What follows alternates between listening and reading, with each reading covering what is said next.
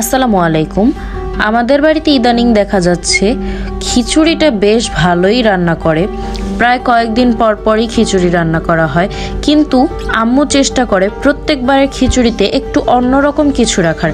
ঠিক সেভাবেই আজকের খিচুড়িটা রান্না করেছিল সবজি দিয়ে ইলিশ মাছ। প্রথমত আম্মু প্যানে তেল দিয়ে নিচ্ছে, এর মধ্যে দিয়ে দিচ্ছে সবজিগুলো। সবজি নিয়েছিল ফুলকপি, সিম আর আলু। এর মধ্যে একটু নুন দিয়ে দিবে, সাথে মরিচের গুঁড়ো, অল্প একটু হলুদের গুঁড়ো। ভালোভাবে একটু মিশিয়ে তেলের মধ্যে ভেজে নেবে।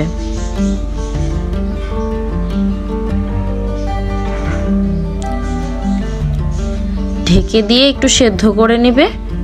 এখন ভাতের চাল নিয়ে নিয়েছে, সাথে হচ্ছে ডাল, দুই ধরনের ডাল দিয়ে দিয়েছে এখানে। এখন মিক্সড করে নিবে। এর মধ্যে হয়ে যাচ্ছে আমাদের সবজিগুলো। উঠিয়ে অন্য একটি পাত্রে রেখে দিচ্ছে। এর মধ্যে এখন পেঁয়াজ কুচি দিয়ে দিল, রসুন কুচিও দিল, হালকা করে ভেজে নিচ্ছে। এখন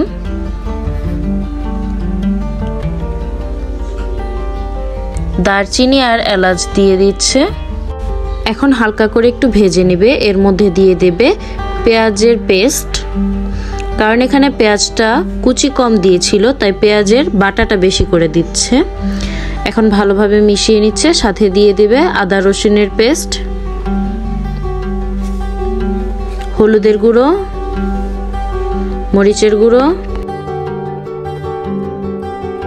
এখন একটু মিশিয়ে নিচ্ছে ভালোভাবে মশলাগুলোকে। স্বাদ মতো নুন। এখন মশলাগুলোকে ভাজা ভাজা করে নেবে একটু।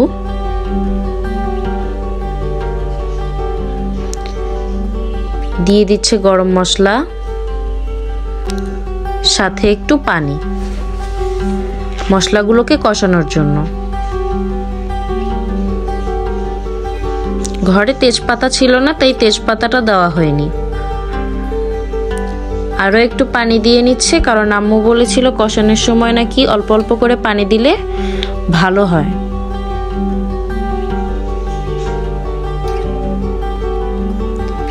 তারপর কিছুক্ষণ ঢেকে রাখবে।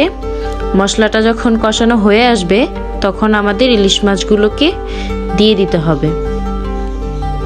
কেটে ধুয়ে রেখেছিলাম। এখন মশলা কষানো হয়ে গেছে।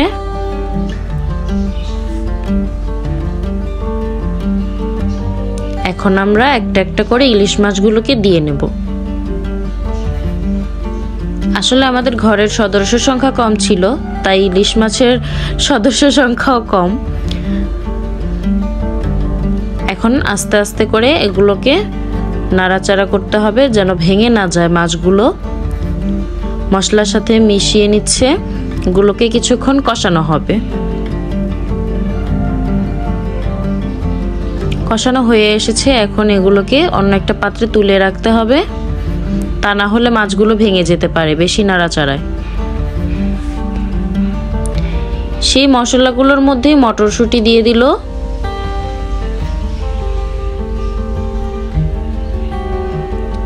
এখন চাল ডালগুলো ধুয়ে রেখেছিল পানি ঝরার জন্য, সেগুলোকেও এখন দিয়ে দিবে মশলাগুলোর মধ্যে।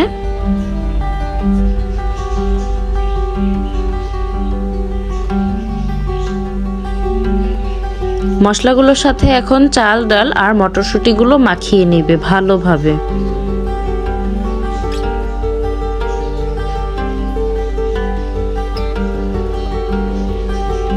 ভালোভাবে মাখিয়ে এটাকে কিছুক্ষণ ভাজা ভাজা করে নিতে হবে।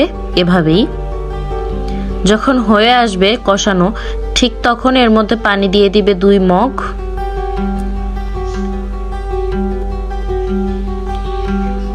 আবার ভালোভাবে মিশিয়ে নিবে। মেশানো হয়ে গেলে এর মধ্যে সিমগুলো দিয়ে দিবে, মানে একটু একটু করে সবজিগুলোকে দিয়ে দিবে।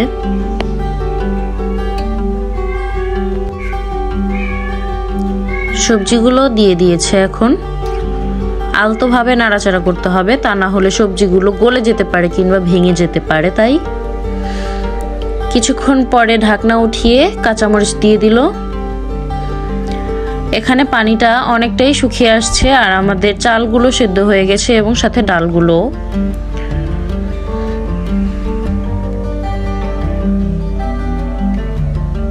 এখন আম্মু এগুলোকে একটু সাইড করে চাপিয়ে এর মধ্যে সেই উঠিয়ে রাখা ইলিশ মাছগুলোকে দিয়ে দিবে।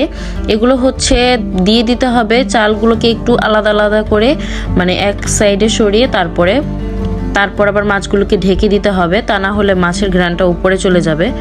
যেন এই মাছের ঘ্রাণটা আসলে খিচুড়ির মধ্যেই থাকে, সেই জন্য কিছুক্ষণ ঢেকে রেখে তারপরে এখানে ধনেপাতা দিয়ে দিল।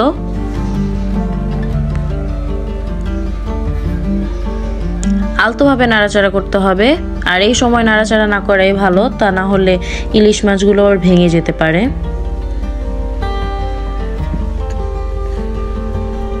কত সুন্দর হয়েছিল আর এত ঘ্রাণ, খিচুড়িটা খেতে খুবই ইয়ামি ছিল। আবার এখন কিছুক্ষণ ঢেকে রেখে দেবে। এর মধ্যে এখন ভাপ দেওয়ার জন্য দেখছেন আমাদের এখানে আগুন কতটা কম, এর মধ্যে একটা টিন দিয়ে দিল, সাথে একটা স্ট্যান্ড বসিয়ে দিল। এর মধ্যে এখন আবার সেই খিচুড়িটাকে ভাপে বসানো হলো।